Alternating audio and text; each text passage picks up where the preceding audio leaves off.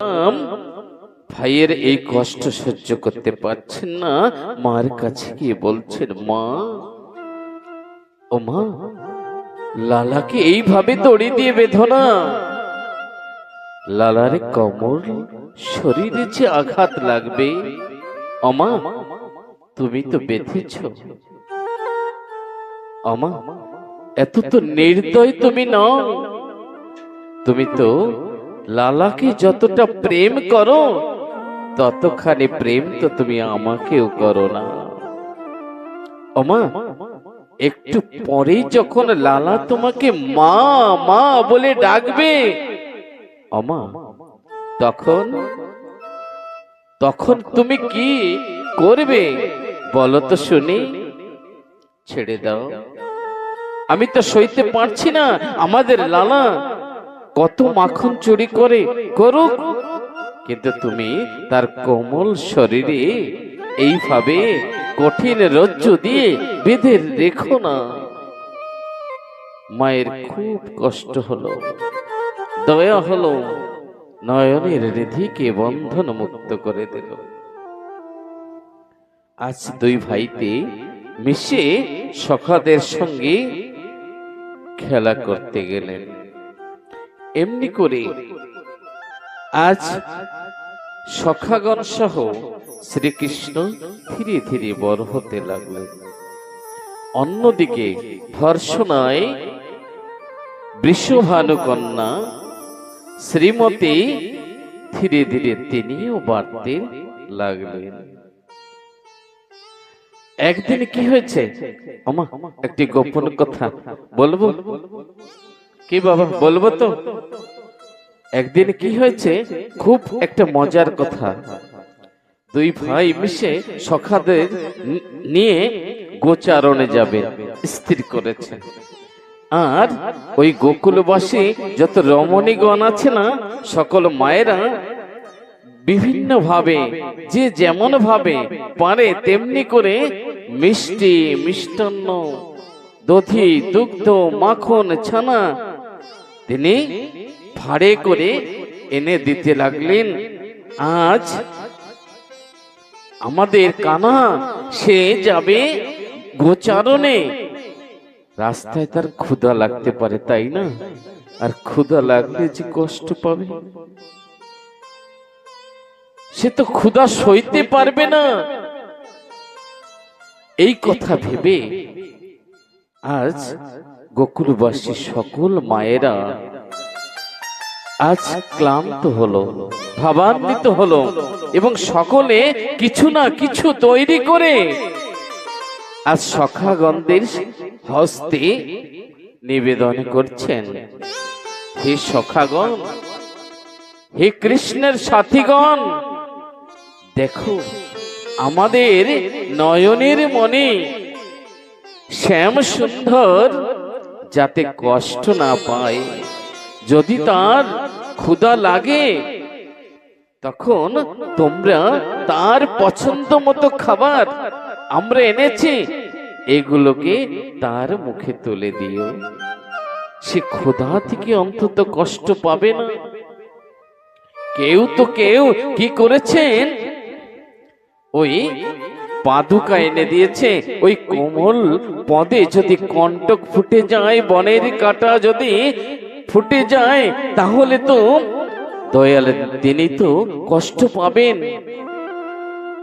তাই কেউ তো কেউ এনে পাদুকা দিচ্ছেন, কেউ অঙ্গে ভূষণ দিচ্ছেন, এমনি করে বিভিন্ন ভাবে তাকে সুসজ্জিত করলেন রাখালে বেশে।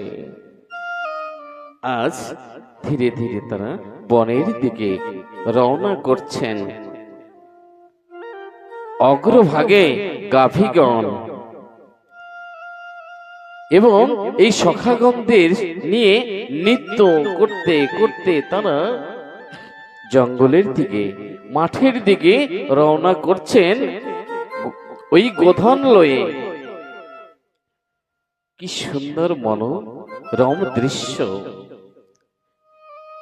পিছন থেকে গোকুল মাসি ওই রমণী মা যশোদা ওই বেশ দেখে তাদের যাত্রাকে অনুকরণ করে প্রসন্ন হচ্ছেন এবং ভাবতে ভাবতে ভাব জগতের গভীরে প্রবেশ করছেন। আজ আমার দুলার সে যাচ্ছে গোধন লয়ে, কত সুন্দর হেলে দুলে নাচতেছে গোবিন্দ, সঙ্গে সখাগণ নৃত্য করছেন। দেখতে এত সুন্দর হয়েছে না, যাকে কথার মাধ্যম দিয়ে বর্ণনা করা যায় না। এত সুন্দর ভাবে নৃত্যের মাধ্যম দিয়ে গোধন লয়ে গোচরণে যাচ্ছেন। কেমন ভাবে নৃত্য করছেন, কেউ যদি নৃত্য করতে ইচ্ছুক করতে পারেন। কেমন জানেন, ওই গাভীগণ যাচ্ছেন, ছোটি ছোটি গাইয়া ছোটি ছোটি গাইয়া ছোট ছোট গোয়া, ছোটি ছোটি গাইয়া ছোট ছোট গোয়াল, ছোট চমের মদন গোপাল, ছোট চমের मदन गोपाल। छोटी छोटी गैया छोटे छोटे ग्वाल, छोटी छोटी गैया छोटे छोटे बाहु तुले, छोटो सो मेरो मदन गोपाल। छोटी छोटी गैया छोट छोट ग्वाल, छोट छो मेरो मदन गोपाल। छोटी छोटी गैया छोटे छोटे ग्वाल, छोटो सो मेरो मदन गोपाल, छोटो सो मेरो मदन गोपाल।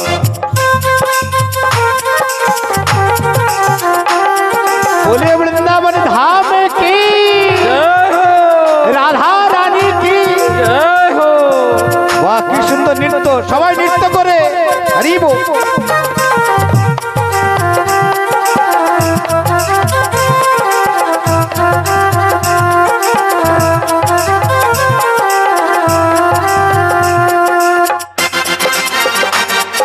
আমার একটু তালি সেবা করেন না, তালি বাজিয়ে আমাদের আনন্দ লাগবে, সবাই তালি বাজিয়ে বাবা জয় হোক।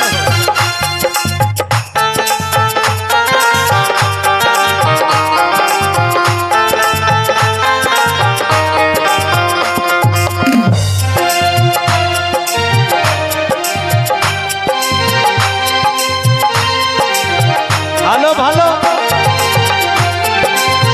তো ব্রজের সুধা।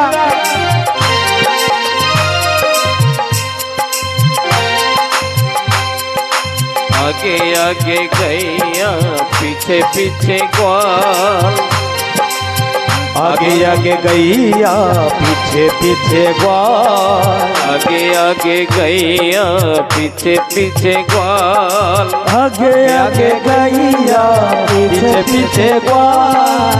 बीच में मेरो मदन गोपाल, बीच में मेरो मदन गोपाल। छोटी छोटी हो छोटी छोटी गैया छोटे छोटे ग्वाल, छोटो सो मेरो मदन गोपाल, छोटो सो मेरो मदन गोपाल।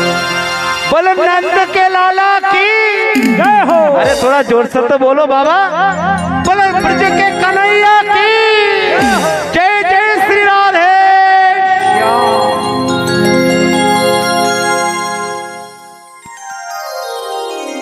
এমনি করে আজ ভগবান শ্রীকৃষ্ণ একের পর এক বাল্যলীলা তিনি সেরে তিনি যুবক হলেন। অন্যদিকে ভর্ৎসনায় শ্রীমতী রাধা তিনিও যুবতী হলেন। উভয়ের ভিতরে সাক্ষাৎন্তে প্রেমের আদান প্রদান হলো এবং সখীদের সঙ্গে ললিতা বিশ্বকা সকল রমণীদের সঙ্গে সখীদের সঙ্গে বিভিন্ন সময় বিভিন্ন ভাবে লীলা প্রকাশ করলেন। একটি সময় হঠাৎ দেখবেন গ্রামটা খুব ভালো, আমাদের গ্রামটা সুন্দরভাবে আমরা বসবাস করছি। হঠাৎ যদি বন্যা এসে যায়, ও বাবা কেমন হবে? ঘরের ভিতরে জল ঢুকেছে, ঘরের সামান নষ্ট হয়েছে, কেমন হবে বলুন? ঘর বাড়ি যদি নষ্ট হয়ে যায় আমরা যাব কোথায়? থাকবো কোথায়? থাকার তো জায়গা থাকবে না। সরকারের কাছে আমরা কি হাত পাতবো? উড়িষ্যা সরকারের কাছে আমাদের কিছু সাহায্য করুন। আজ এমনি করে আজ ব্রজ লীলা সেরে যখন শ্রীকৃষ্ণ দ্বারিকায় যাচ্ছিলেন, আজ বৃন্দাবনে সকলে ভেঙে পড়লেন, সকলে ভেঙে পড়লেন যে কৃষ্ণ বিদায় নেবে। কৃষ্ণ বলছে অল্প সময়ের ভিতরে ফিরে আসবো, এই যাবো আর আসবো, এক সপ্তাহই লাগবে। বলছে যাকে না দেখে এক মুহূর্ত বাঁচতে পারি না, আর সে আমাদের ছেড়ে এত ঘন্টা এত দিন থাকবে, আমরা তো তার বিরহ সইতে পারবো না। তাহলে শ্রীকৃষ্ণ বলছে আমিও নিরুপায়, এই যাবো আর আসবো, দেখতে দেখতে সময় কেটে যাবে, তোমরা ব্যস্ত হইও না, একটু ধৈর্য ধরো, একটু ধৈর্য ধরো, আমি যাব, এই যাব আর এই আসব। এই বলে সেখান থেকে বিদায় নিয়ে দ্বারিকায় গেলেন। দ্বারিকায় গিয়ে রাজ সিংহাসন তিনি গ্রহণ করলেন, দ্বারিকার রাজা হলেন। বলো দ্বারিকাধীশ ভগবান শ্রীকৃষ্ণ কি जय। বলো দ্বারিকাধীশ শ্রীকৃষ্ণ কি जय। আজ ভগবান তিনি লীলা করতে করতে এখন রাজা হলেন, রাজ সিংহাসন গ্রহণ করলেন এবং প্রজাদের দুঃখ কষ্ট মোচন করতে শুরু করলেন। তাদের ভালো মন্দ কথা শ্রবণ করে সুচারুভাবে রাজ্য পরিচর্যা করছেন। এমনি ভাবে দিন অতিবাহিত হচ্ছে। শ্রীকৃষ্ণ তো বলেছিলেন যাবো আর আসবো, এর মধ্যে যে কত সময় কেটে গেছে, কত দিন চলে গেছে, এর হিসেব তো করেনি। অন্যদিকে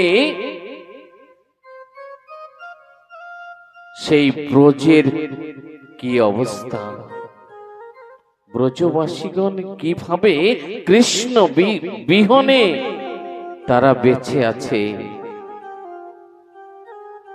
কৃষ্ণের পথপানে চেয়ে চেয়ে তাদের দিন চলে যায়। ক্ষুধা নাই, তৃষ্ণা নাই, দিনের পর দিন এমনি করে পথপানে চেয়ে আছে। এমন তো কেউ কেউ না খেয়ে ওই কৃষ্ণের পথপানে চেয়ে থাকতে থাকতে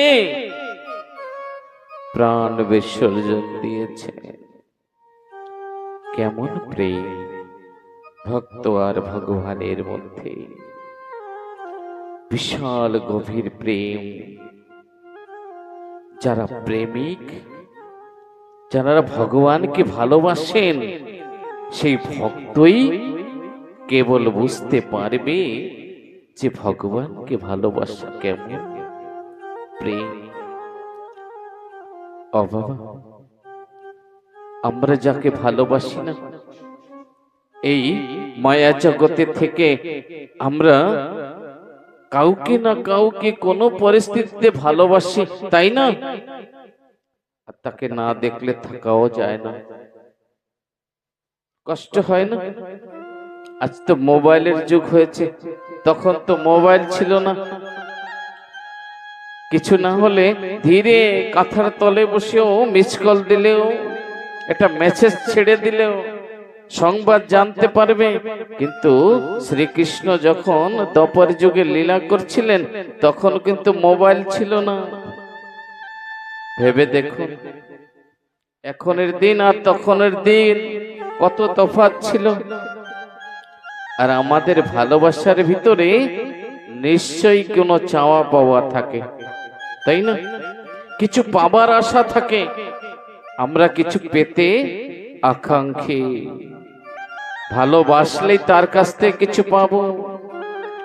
যদি আমাদের আত্মীয় স্বজন, বন্ধু বান্ধব, ভাই বোনেদের ভিতরে ভালোবাসা থাকে, তাহলে যে একটু ধনবান ব্যক্তি, ছোট যারা আছে তারা একটু আশা করে, তাই না? ওনার কাছ থেকে পাবো, তাকে ডাকবে, তার বাড়ি যাওয়া আশা করবে, তার সঙ্গে ভালোবাসা হবে। কিন্তু যখন কিছু চাইবে আর পাবে না, তখন কিন্তু ভালোবাসা কি শিকায় উঠে যায়। শিকায় উঠে যায় বলে কি, তখন আর ভালোবাসা থাকে না, তখন ভাই ভাই সম্বন্ধ দূর হয়ে যায়। মনে হয় কি পড়োশি, তাই না? পৃথক অন্য, কেউ কাউকে দেখতে পারে না। তেমনি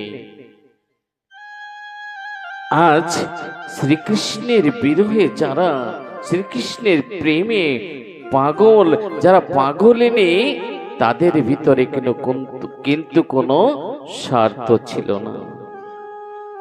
নিষ্কাম ভালোবাসা, অকামনা প্রেম ভক্তি।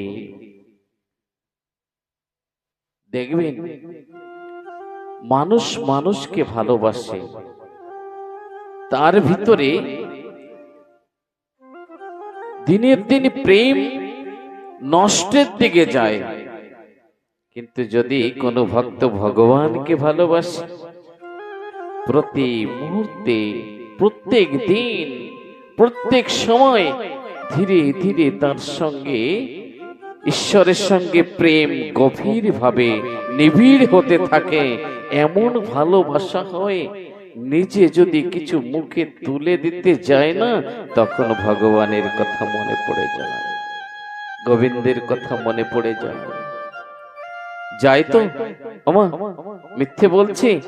যদি কেউ ভালোবেসে থাকেন, দেখবেন আর যত ভালোবাসবেন না, তত প্রেম জেগে উঠবে, তত ভক্তি বাড়বে, তত শ্রদ্ধা, তত অশ্রু জল বিগলিত হবে। আজ গোকুলবাসীগণ, ব্রজবাসীগণ, তারা কৃষ্ণ বিরহে চোখের জলে ভাসছে। অন্যদিকে কৃষ্ণ ভাবছে না এমন কোনো কথা নয়। কৃষ্ণ ভাবছে সে তো নিরুপায়। প্রজাদের রক্ষা করার জন্য, তাদের শান্তির জন্য তাকে বাধ্যতামূলক ওই সিংহাসনে বসতে হচ্ছে, ওই রাজ দরবার রক্ষা করতে হচ্ছে। হঠাৎ একদিন চোখের জলে ভাসছেন, যিনি বিশ্বের মালিক, আজ সেই যুগপুরুষ অনাদির আদি গোবিন্দ দুই নয়নের জলে ভেসে যাচ্ছে। বাল্য সাথী উদ্ধব ডেকে ডেকে বলছেন, কৃষ্ণ, অকৃষ্ণ, তুমি কাঁদছ কেন? তোমার নয়নে কেন বাড়ি ধারা?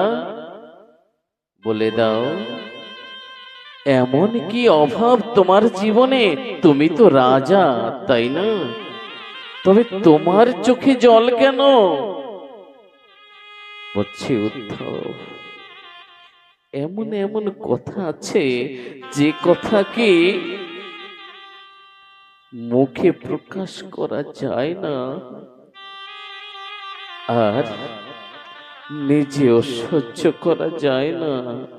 ওরে উদ্ধব, এই যে বেদনা, এই বেদনা তো আমি আর সইতে পারছি না। উদ্ধব বুঝতে পারছে না কৃষ্ণ কি বলছে। বলছে, একটু খুলে বলবে তোমার কি এমন বেদনা? সোনা চাঁদি টাকা মোহর কোন কিছুর অভাব আছে তোমার? সব তো আছে তোমার রাজ্যে, তবে অভাব কিসে? আছে, আছে উদ্ধব, উদ্ধব, এমন অভাব আমি তোমাকে খুলেও বলতে পারবো না। আচ্ছা, তোমার কি হয়েছে বলো? চোখের জল তো ফেলছ, এই মাথা কেন চেপে ধরেছ? বলছে, আমার মাথায় না অনেক যন্ত্রণা হচ্ছে, আমার মাথায় বেদনা হচ্ছে। বলছে, বৈদ্য ডেকে আনবো? না না উদ্ধব, না, এ বৈদ্য এসে কোনো ওষুধের দ্বারা সারতে পারবে না। তবে হে মধুসূদন, বলে দাও, কি উপাচার করলে তোমার মাথার ব্যথা কমে যাবে? বলছে, উদ্ধব, তুমি তো সবই জানো, একটু ভেবে দেখো। সেই ছোট্টটি ছিলাম, আর তখন থেকে ওই গোপীদের সঙ্গে কত না লীলা করেছি, তাই না? বাল্য খেলার চলে কখনো ঘাট প্রতিঘাট, কেউ কাউকে ছাড়া কেউ আমরা থাকতে পারিনি। একটু মনে করে দেখো উদ্ধব, ভেবে দেখো, আমাদের ভিতরে কত প্রেম ছিল। কখনো যদি আমার কোনো সমস্যা হয়েছে, আমার পাশে যদি কেউ থাকতো, সে হলো রাধা। উদ্ধব, আমি যে রাধা বিরোহী, বিরোহী, আমি রাধার বিরহ যন্ত্রণা সইতে পারছি না। যন্ত্রণা এত তীব্রতর হয়েছে, আমার মাথায় যন্ত্রণা উঠেছে। বলো, কি উপায় করলে তোমার মাথা যন্ত্রণা হবে? উদ্ধব, আছে, একটি উপায় আছে। তুমি চলে যাও বৃন্দাবনে, যদি শ্রীমতী রায়ের চরণ ধুলি যদি এনে দিতে পারো, ওই ধুলি যদি আমার এই ললাটে লেপন করে দিতে পারো, তবে এর উপশম হবে। আমাকে কি করতে হবে প্রভু, আদেশ করুন। বলছি, উদ্ধব, তুমি যাও, ছুটে যাও বৃন্দাবনে, দেখে আসো আমাকে তারা কতটা ভালোবাসে। কে কতটা ভালোবাসে, এই ভালোবাসার পরিমাপটা তুমি মেপে এসো।